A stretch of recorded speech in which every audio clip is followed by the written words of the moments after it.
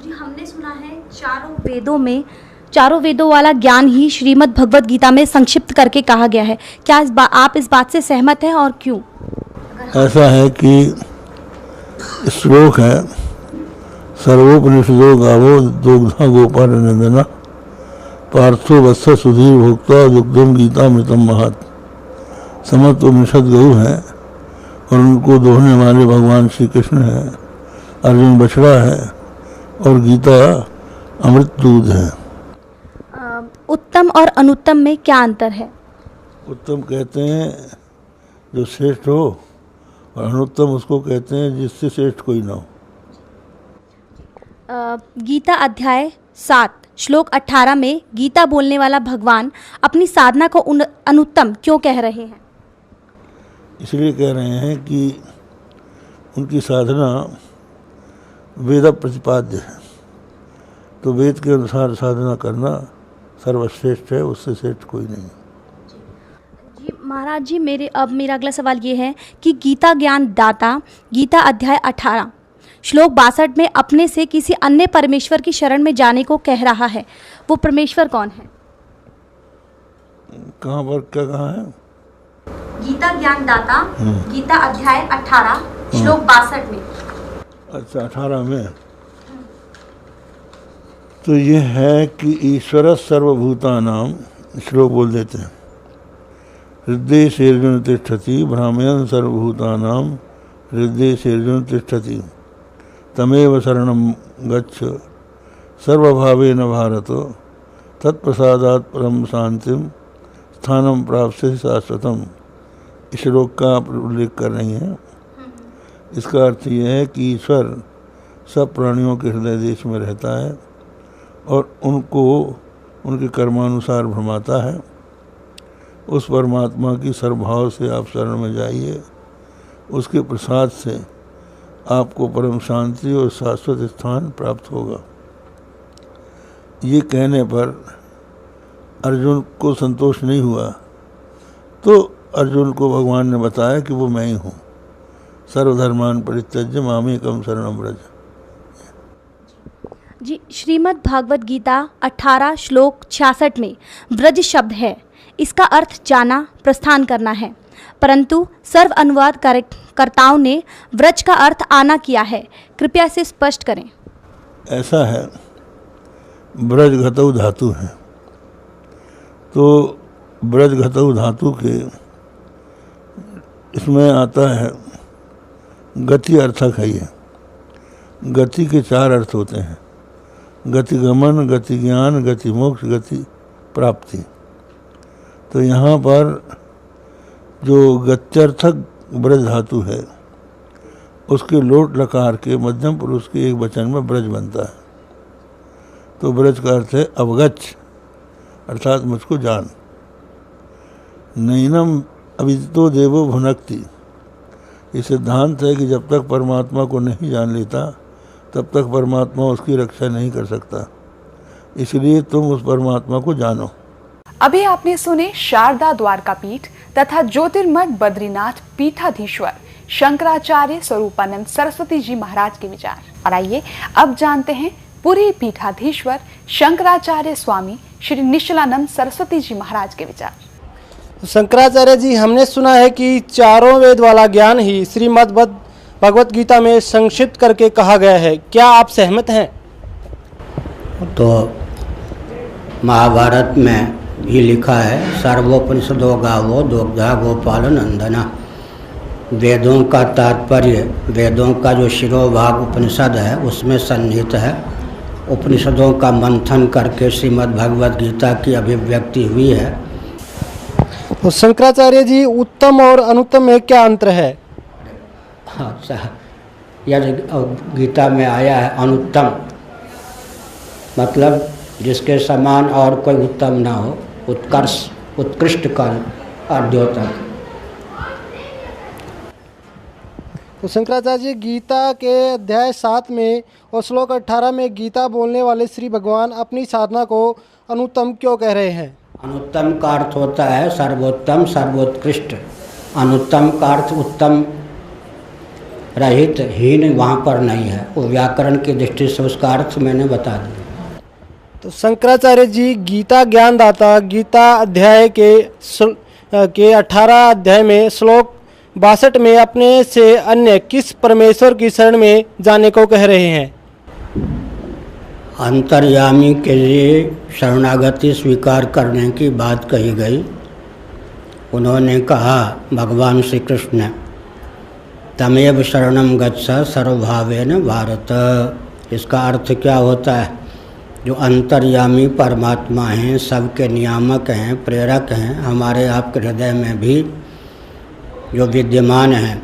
बृहदारण्यक उपनिषद में पृथ्वी, पानी, प्रकाश, पवन, आकाश में भी रहकर उसका जो नियमन करते हैं, प्रत्येक व्यक्ति के शरीर, इंद्रिय, प्राण, अंतःकरण के जो नियामक हैं, उस अंतर्यामी की शरणागति स्वीकार करने की बात भगवान ने कही।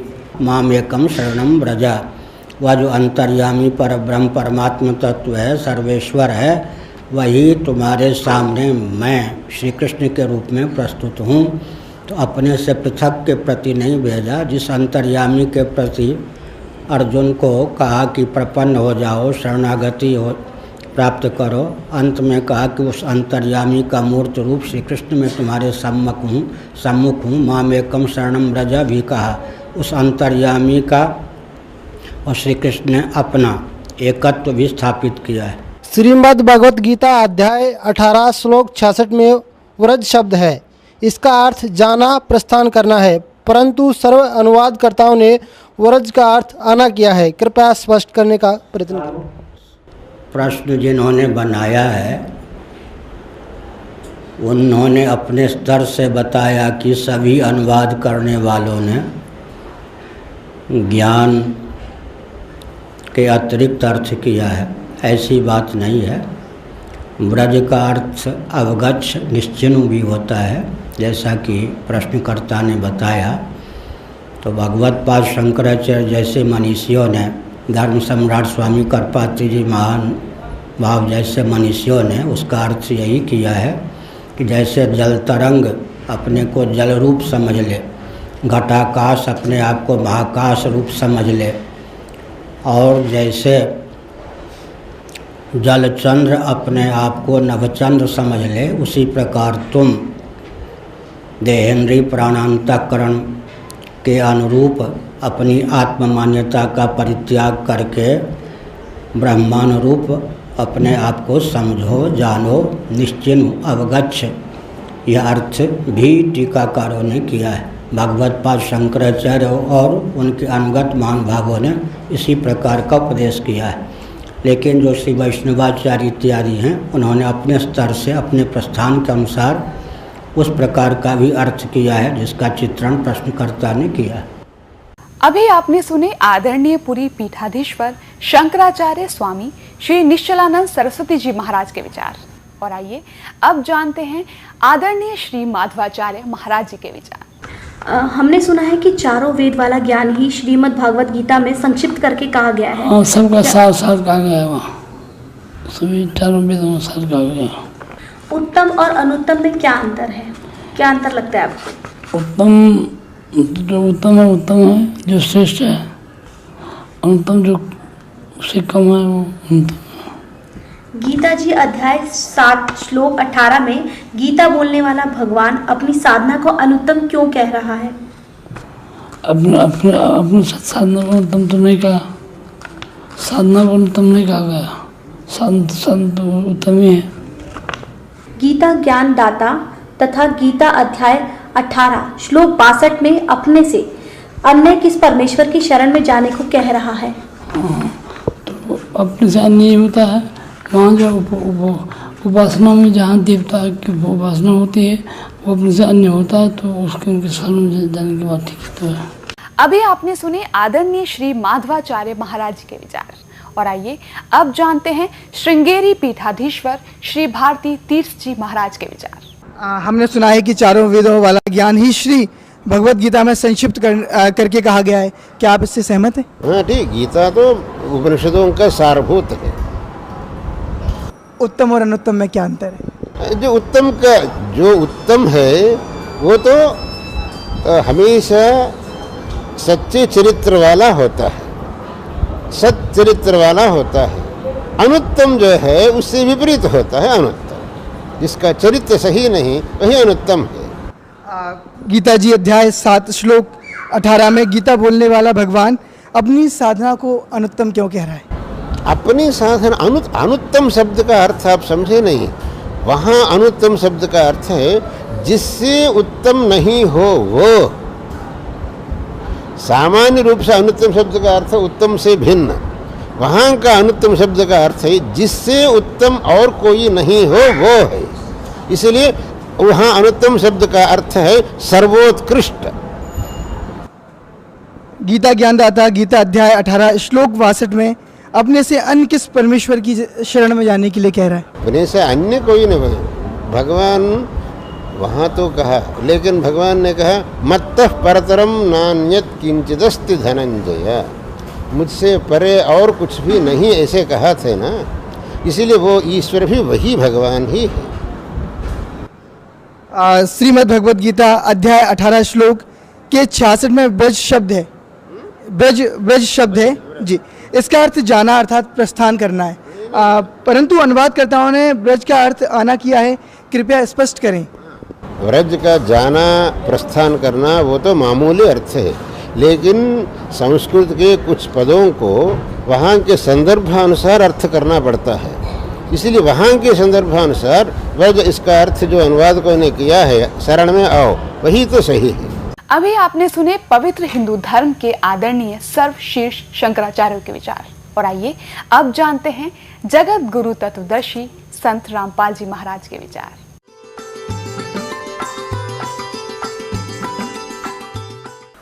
सतगुरुदेव की जय।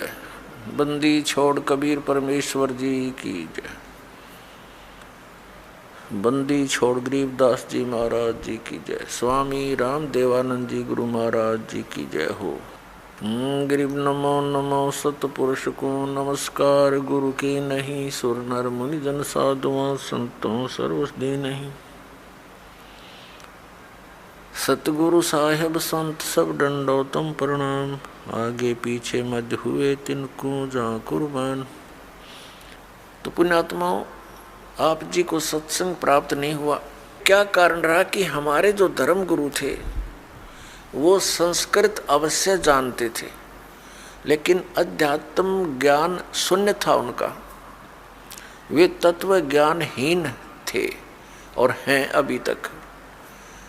हमारे धर्मगुरु कौन हैं? आचार्य, शंकराचार्य और अन्य मंडलेश्वर, ये सब हमारे धर्मगुरु हैं।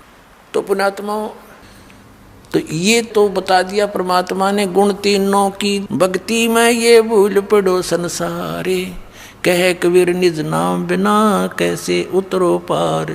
निज नाम यानी सतनाम के बिना, उस सच्चे नाम बिना पार कैसे होगे? अब जैसे गीता जी अध्याय नंबर 17 के श्लोक नंबर 23 में लिखा है कि ओम तत्सत इति निर्देश ब्रह्मण त्रिविध समर्थ है। सच्चिदानंद घन ब्रह्म के पाने की इस 3 मंत्र की साधना करनी होगी। 8वें अध्याय के 13वें श्लोक में गीता ज्ञानदाता कहता है कि ओम इति एक अक्षरम ब्रह्म व्यवहारण मामुन स्मरण ये प्रियाति तदन देहम सयाति परमाम गतिम। मुझ ब्रह्म का केवल एक ओम मंत्र है, जो इसका अंतिम श्वास तक सिमरण करता हुआ शरीर छोड़कर जाता है तो उस परम गति को प्राप्त होता है, जो ओम से मिलनी है। ओम से ब्रह्मलोक मिलेगा। ब्रह्मलोक में गए हुए प्राणी फिर वापस आते हैं। 8वें अध्याय के 16वें श्लोक में वहाँ पुनरावर्ती के अंदर है। तो उसके पाने के लिए तो केवल एक 3 मंत्र का जाप, इसके अतिरिक्त जो भी जाप करते हैं वो शास्त्र विधि को त्याग कर वो मनमाना आचरण है। फिर ऑप्शन छोड़ दिया है कि उस परम अक्षर ब्रह्म की पाने की पूरी complete worship, way of worship तत्वदर्शी संत बताओगा, उससे पूछ लो तो वो बताएगा फिर सबकी कैसी पूजा नहीं करनी। पूजा होती है इष्ट रूप में मानकर पूजा करना होता है, साधना मजदूरी कोई अन्य होता है। अब ये तो हो गया कि 3 देव की जो करते भक्ति उनकी कदे ना हो वह मुक्ति। 600 वर्ष पहले परमेश्वर ने कहा था ये बातें, ये ज्ञान बताया था। और आज इसका समर्थन उन सदग्रंथों ने किया जिनको हम एथेंटिक मानते हैं। तो वो क्या थे जो हमने ज्ञान दिया करते, वो नकली गुरु आज तक मूर्ख बना रहे आपको। अब गीता जी अध्याय नंबर 7 के श्लोक नंबर 16 और 17 और 18 में गीता ज्ञान दाता ब्रह्म अपनी साधना करने वालों की बताता है कौन कौन करते हैं। अर्थार्थी, आर्थ, जिज्ञासु और ज्ञानी। अर्थार्थी, आर्थ, जिज्ञासु इनको रिजेक्ट करता है कि ये भी सही साधना नहीं करते, और ज्ञानी को सिलेक्ट किया है कि ज्ञानी आत्मा होती तो अच्छी है। ज्ञानी वो होता है जिसको पता लगा कि केवल एक परमात्मा की भक्ति करनी चाहिए। वेदों में यही लिखा है कि पूर्ण परमात्मा की भक्ति से पूर्ण मोक्ष होगा। लेकिन ये भूल गए कि वेदों में ये भी लिखा था कि उस पूर्ण परमात्मा की भक्ति वेदों में वर्णित नहीं है, उसको तो तत्वदर्शी संत बताएंगे। लेकिन उन्होंने अब पे निष्कर्ष निकाल लिया, यजुर्वेद अध्याय नंबर 40 के मंत्र 15 से ओम नाम सेलेक्ट कर लिया पूर्ण परमात्मा का, जबकि वो 17वें श्लोक में 40वें अध्याय यजुर्वेद के खुद कह रहा है कि मेरा तो ओम ब्रह्म है, ओम मंत्र है बुझ ब्रह्म का, और वो तो परोक्ष है, पूर्ण परमात्मा तो ऊपर। वह इनकी बुद्धि में ना बड़ी बात, क्योंकि गुरु बिन काहू न पाया ज्ञाना, जो थोथा बूछड़े मूड किसाना। गुरु बिन वेद पढ़े जो प्राणी, समझे न सार रहे अज्ञानी। जिस कारण से इन्होंने, इन ज्ञानियों को ये तो पता लग गया ज्ञान उपासना नहीं करनी, तीनों गुणों की पूजा, रजगुण ब्रह्मा सतगुण विष्णु तम गुण शिव जी की भी नहीं करनी चाहिए। तो इन्होंने ये भी ज्ञान हुआ कि मनुष्य जीवन केवल परमात्मा प्राप्ति के लिए मिलता है, इसमें भगवान प्राप्ति साधना भक्ति नहीं हुई तो व्यर्थ है। इनको ज्ञानी कहते हैं। तो इनको तत्वदर्शी संत ना मिलने से गीता ज्ञानदाता कहता है, ये 7वें अध्याय के 18वें श्लोक में, ये ज्ञानी आत्मा है तो अच्छी उदार है, लेकिन ये मेरे वाली अनुत्तम यानी घटिया अश्रेष्ठ गति में स्थित हैं। ये मेरे वाली अनुत्तम गति में स्थित है। कौन सी गति? 8वें अध्याय के 13वें श्लोक में कहा है कि जो मुझ ब्रह्म के ओम नाम का जाप करते हैं, करता हुआ शरीर छोड़कर जाता है, मुझ ब्रह्म का जाप करता हुआ जाता हो, वो उसको परम गति होती है। कौन सी? ओम नाम से होने वाली परम गति। वो कहाँ? ब्रह्मलोक में जाता है। ब्रह्म 8वें अध्याय के 16वें श्लोक में लिखा गीता जी में, ब्रह्मलोक पर्यंत भी जन्म मृत्यु में आते हैं। और गीता के ज्ञानदाता स्वयं कहता 4थे अध्याय के 5वें श्लोक में, और 9वें श्लोक में, 2रे अध्याय के 12वें श्लोक में, 10वें अध्याय के 2रे श्लोक में गीता जी में कि तेरे और मेरे बहुत जन्म हो चुके हैं, तुम तो नहीं जानता, मैं जानता हूँ। फिर जब तक जन्म मृत्यु है, फिर 18वें अध्याय के 62वें श्लोक में कहा कि तू सर्वभाव से उस परमेश्वर की शरण में जा जिसकी कृपा से तू परम शांति को और सनातन परम धाम को प्राप्त होगा, उसकी कृपा से ही। तो इससे सिद्ध हो गया कि गीता ज्ञानदाता से कोई और है सुप्रीम पावर जिससे पूर्ण मोक्ष होगा। 15वें अध्याय के 4थे श्लोक में कहा कि तत्वदर्शी संत की प्राप्ति के पश्चात परमेश्वर के उस परम पद की खोज करनी चाहिए, जहां जाने के बाद साधक फिर कभी लौट कर संसार में नहीं आता, और केवल उसकी पूजा करो, अन्य की सब त्याग दो। अपनी भी पूजा को रिजेक्ट करता है वो। पूजा माने इष्ट रूप में मानना। तो यहाँ इन अज्ञानियों से, अनाड़ियों से कोई पूछता है कि गीता जी अध्याय नंबर 7 के श्लोक नंबर 18 में गीता ज्ञानदाता अपनी गति को भी अनुत्तम क्यों बताता है? तो कहते हैं उसका अर्थ अनुत्तम नहीं, सर्वश्रेष्ठ मानो, जिससे उत्तम कोई और गति ना हो, जिसको प्राप्त हो जाता है उसके बाद और कुछ जानना शेष रहता, इसलिए इसको अनुत्तम, वो अनुत्तम गति है। मूर्ख बना रहे। 4ठी कक्षा के बालक ने पूछ ले, अगर इससे अधिक अच्छी कोई श्रेष्ठ गति नहीं होती, इनकी बात मान ले, तो ये 18वें अध्याय के 62वें श्लोक में कह रहा है कि उसकी शरण में जा, सर्वभाव से उस परमेश्वर की शरण में जा जिसकी कृपा से तो परम शांति को प्राप्त होगा। 8वें अध्याय के 5 और 7 में गीता ज्ञानदाता अपनी साधना बताता है, मेरी पूजा कर मुझे प्राप्त होगा। और 8, 9, 10 में उस परम अक्षर ब्रह्म की पूजा, पूर्ण परमात्मा की पूजा के लिए कहता, उसके लिए तत्वदर्शी संत खोज ले। 4थे अध्याय के 34वें श्लोक में कहा। तो इन अनाड़ियों ने कह भी पता नहीं गीता जी का गीता जी में है कितने हरे कृष्ण हरे राम राधे श्याम सीताराम ओम नमः शिवाय फलाना दकड़ा है कोई मंत्र ऐसा? मूर्ख बना रहे कितने दिनों से हमारे को। अब इसलिए इस गीता ज्ञानदाता ने कहा है कि मेरी साधना में ये लीन ज्ञानी आत्मा अनुत्तम गति में ही सचित रहे। अनुत्तम कैसी? कि जिससे जन्म मृत्यु बार बार होती रहे वो अनुत्तम है, और जहाँ जाने के बाद फिर लौट कर नहीं आते वो ब्रह्म साधना से प्राप्त नहीं हो सकती। इन ज्ञानी आत्माओं ने हठ योग किए, ओम नाम का जाप किया, वेदों से प्राप्त करके आन उपासना, किसी देव की पूजा नहीं की।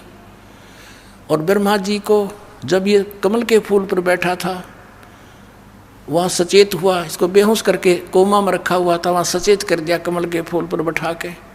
ब्रह्मा जी कहते मुझे नहीं मालूम है कहाँ से आ गया। तो आकाशवाणी कर दी इस काल ने कि तप करो तप करो। इसने सोचा यह आकाशवाणी पूर्ण परमात्मा की है और करी थी इस काल ने।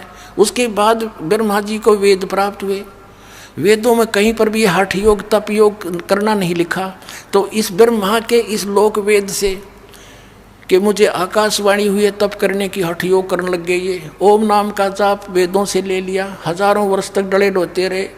गीता अध्याय नंबर 11 के श्लोक नंबर 47-48 में कहता अर्जुन ये मेरा रूप जो तूने देखा ये असली मेरा रूप है, इससे पहले किसी ने नहीं देखा, किसी को प्राप्त नहीं हुआ मैं। और मेरे इस रूप की प्राप्ति अर्थात मेरी प्राप्ति न वेदों वर्णित विधि से, न तप से, न जप से, न किसी क्रियाओं से कोई नहीं कर सकता। इति सिद्धम कि वेदों में वर्णित विधि ओम नाम से और जो भी साधना क्रिया करते हैं यज्ञों से परमात्मा प्राप्ति नहीं से कुछ अन्य लाभ हो जाते हैं। वो लाभ इन ऋषियों को हो गए, सिद्धियाँ आ गई, एक दूसरे को ऊपर प्रभु पाकी के, किसी को भस्म कर दिया, किसी को जो है ना दुराशीष दे दी, जिस कारण से इनसे डरने लग गए। एक चुनक नाम के ऋषि थे, उसने ऐसे ही वो ज्ञानी आत्मा उद्धार थे, हजारों वर्षों तक ओम नाम का जाप और हठ योग किया। लोक वेद हठ योग गीता जी अध्याय नंबर 17 के श्लोक नंबर 6 में जिसको रिजेक्ट किया है कि शास्त्र विधि को त्याग कर जो मनमाना घोर तप को तपते हैं वो राक्षस सब अन्य प्राणियों को भी दुखी देते हैं। इस शरीर के अंदर मुझ ब्रह्म को भी क्रस करने वाले, दुखी करने वाले असुर स्वभाव के जान। अब देखिए भी बुरे बताए ज्ञानी आत्मा क्यों? उस चुनक ऋषि ने साधना की, भगवान मिला नहीं, सिद्धियाँ एटम बम बन गया। एक मानदाता चक्रवर्ती राजा था, पूरी पृथ्वी पर शासन जिसका हो उसको चक्रवर्ती राजा कहते हैं। अब ये चक्रवर्ती राजा ये अपनी पृथ्वी पर ये देखना चाहते अपने शासन काल में कि मेरे अंतर्गत मेरे अधीन जितने नवाब हैं, राजा हैं, छोटे नरेश हैं, उन्होंने किसी ने मेरी प्रभुता, मेरी पराधीनता अस्वीकार तो नहीं कर दी है। इसलिए एक अश्वमेघ का घोड़ा छोड़ देते हैं अश्वमेघ यज्ञ के लिए, उसके साथ कुछ सैनिक भेज देते हैं और राजा का पर्सनल हॉर्स होता है अपना घोड़ा, उसके गले में एक पंपलेट लगा देते हैं। लगा दिया कि राजा मानदाता राजा के पास इतनी सेना है, 72 करोड़ सेना है, और जिस भी राजा को इस मानदाता चक्रवर्ती राजा की पराधीनता स्वीकार ना हो, घोड़े को पकड़ लो, अपने पास बांध लो और युद्ध के लिए तैयार हो जाओ। पूरी पृथ्वी पर वो घोड़ा घूमाया, सब ने पढ़ लिया पंपलेट कि 72 करोड़ सेना, सब चुप हो गए। किसी ने हिम्मत नहीं की घोड़े को पकड़ देने की, अर्थात युद्ध करने की। तो पूरी पृथ्वी पर विजयी साबित हो गया। वो वापस आ रहे थे, चुनक ऋषि वहाँ तपस्या किया करता था, उसकी कुटिया के पास से वो गए थे, वहीं से वापस आ रहे थे। उसने पूछा कि सैनिकों ये घोड़ा खाली क्यों है, इस पर सवार क्यों नहीं, बाकी पर तुम सब विराजमान हो, सवार हो। सैनिकों ने बताया कि ऋषि जी ये मानदाता चक्रवर्ती राजा का घोड़ा है, इस पर कोई बैठ नहीं सकता। और तुम गए कहाँ थे? ऋषि ने पूछा कि हम पूरी पृथ्वी का चक्कर लगा कर आए और ऐसे ऐसे हमारा उद्देश्य था। तो ऋषि ने कहा कि क्या किसी ने इस राजा का युद्ध नहीं स्वीकार किया? इतना प्रबल है ये, तो सैनिकों ने कहा कि हमारे राजा के पास 72 करोड़ सेना है ऋषि जी, और है किसी की हिम्मत उसकी जाड़ फोड़ दे हम। अब ऋषि ने सोचा, देख को बदकाल के हाथ में, पहले तो इनको एटम बम बनाता सिद्धियों से, गलत साधना शास्त्र विधि रहित मनमाना तप तपवा के, फिर उधर से काल के हाथ में रिमोट था, उसने ऋषि के अंदर प्रेरणा भर दी कि इसमें तो अभिमान हो गया राजा में, इसका अभिमान ठीक करना चाहिए। ऋषि खड़ा हुआ और कहने लगा, भाई इस घोड़े को मैं पकड़ देता हूँ और मैं तुम्हारे राजा का युद्ध ओट लेता हूँ। सैनिक कहने लगे, रे कंगले कंगाल, तेरे दाने खाने को नहीं, और युद्ध करेगा तो मानदाता चक्रवर्ती राजा के पास अपने फेरले माड़ा बोल वाला बैठ के, मत पंगे में पा दे, जप ले अपनी भक्ति कर, जो सा काम कराया करे ऋषि वही कर तू। ऋषि बोला, भाई मन ने तो पकड़ दिया है घोड़ा, और जाओ कह दो तुम्हारे राजा ने। वह तो 4 थेवड़ा बांध दिया घोड़ा उसके वृक्ष के झोपड़ी जिस वृक्ष पर डल रही थी। राजा को आके सुना दिया कि ऐसे ऐसे पूरी पृथ्वी पर तो किसी ने आपका घोड़ा पकड़ा नहीं, एक चुनक नाम के ऋषि ने आपका युद्ध स्वीकार कर लिया।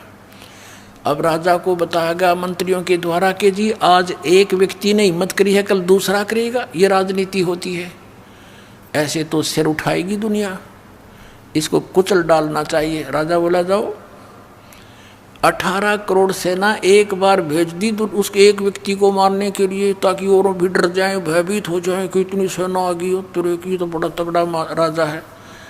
उधर से ऋषि ने अपने सारे जीवन में जो डले डोए थे उसकी 4 एटम बम बना दिए वचन से, सिद्धि का बहुत बड़ा एटम बम। ये साइंस वाले तो फेल है उनके आगे, अगर किसी में वचन शक्ति हो संत के अंदर तो इन सारे फेल कर दे, वो वैसे वहीं के वहीं पानी बना दे, ऐसी सिद्धियां भी होती हैं।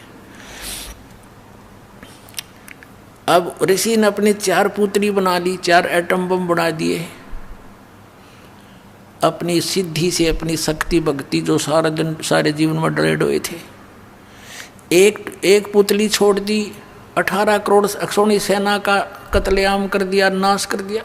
राजा ने दूसरी टुकड़ी 18 करोड़ की भेज दी, ऋषि ने दूसरी पुतली छोड़ दी। 72 करोड़ सेना चक्रवर्ती राजा की नाश कर दिया। अब इसके बारे में सूक्ष्म वेद में बताते हैं, 72 अक्षौणी खा गया ये चुनक ऋषिश्वर एक, दे धारे जोरा फिर ये सभी काल के बेख। हे भगवान, कबीर साहेब दी छोड़, परमेश्वर ने आके बताया कि ये 72 अक्षौणी 72 करोड़ सेना खा गया कौन? वो ऋषीश्वर, ऋषियों में भी श्रेष्ठों में भी श्रेष्ठ ऋषि के ये लक्षण है यहाँ के नकली ऋषियों के। इनको हम ऋषि कहें तो राक्षस कहना चाहिए इनको। बता ऋषि का के मतलब पंगा लेने का, वो अपनी भक्ति करे, राजा अपना काम करे, जाने तो करता रहे। तो ये राक्षस स्वभाव को धारण किए हुए ये ऐसे लोग हैं। और इसलिए गीता ज्ञानदाता कहता है मेरी साधना भी उत्तम नहीं अनुत्तम है, इसे कुकर्म करेंगे फिर ये बाद में इसको करके ने। अब क्या बताया भगवान ने, कबीर साहब ने, कि 72 अक्षौणी खा गया, कत्लेआम कर दिया, सन खा ली वो। और चुनक ऋषिश्वर एक, ये दे धारे मौत फिरे, जोरा माने मौत। तुम न ऋषि को, ये तो चलते फिरते जल्लाद हैं, जल्लाद। थोड़ा सा इन्हें छेड़ दे जब तेरा जो नाश होगा, पहले संतों के ये काम होया करें। कबीर परमात्मा आए थे भगवान, पत्थर मारे, डले मारे, तेल के उबलते हुए सरसों के कढ़ाई में डाल दिया, टुकड़े टुकड़े कर दिए, फिर भी खड़े पाए मालिक, और किसी को बद्दुआ नहीं दी। ये होते महात्मा, सर्वगुण संपन्न है कबीर परमात्मा। वो पूर्ण विद्वान वही थे, जगत गुरु वही थे, और तत्वज्ञानी तत्वदर्शी संत वही थे, विद्वान वही थे, और भगवान वही हैं। अब कहते हैं 72 अक्षौणी खा गया वो चुनक ऋषिश्वर एक, ये दे धारे मौत फिरे है। ये जोरा, जोरा माने मौत है, ये ऋषि दे धारे मौत फिरे। ये सभी काल के भेख ब्रह्म तक की साधना की, इसे भेख माने टोल के टोल, झुंड के झुंड, ऐसे तो ये। और फिर क्या होगा इसके साथ? ये ऋषि इसने ओम नाम का जाप किया और हठ योग किया। अब हठ योग से तप, सिद्धियां प्राप्ति, ओम नाम से ब्रह्म लोक प्राप्ति, ये ब्रह्मलोक में जाएगा, वहाँ देवता बन जाएगा। उसके बाद फिर ये पुनक्षीण होने के बाद फिर पृथ्वी पर आएगा, राजा बनेगा। राजा बनकर के तो शिकारी बनकर शिकार मारेगा, दुनिया जीव हिंसा करेगा, राजा एक दूसरे के साथ लड़के करेगा, यानी फिर कर्म फोड़ेगा। फिर इसको कहाँ भेजेंगे? नरक में ठोकेंगे, नरक भोग कर फिर पृथ्वी पर आएगा, फिर ये कुत्ता बनेगा, ये चुनक ऋषि, और इसके सिर में कीड़े पड़ेंगे, जख्म, और जितने ये जीव हिंसा करे थे बाणदाता चक्रवर्ती राजा के, वो कीड़े उसको चुन चुन कर खाएंगे। तो इसलिए गीता ज्ञानदाता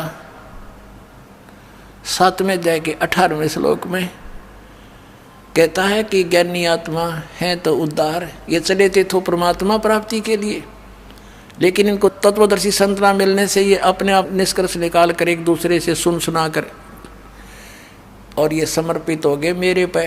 ब्रह्म कहता है काल, और मेरे वाली अनुत्तम गति में सचित रहे, यानी मेरे से जो इस ओम से, मेरी क्रियाओं से, ओम नाम के जाप से जो लाभ मिलना था वही तक गति हुई इनकी, और वो अनुत्तम गति है, अनुत्तम घटिया।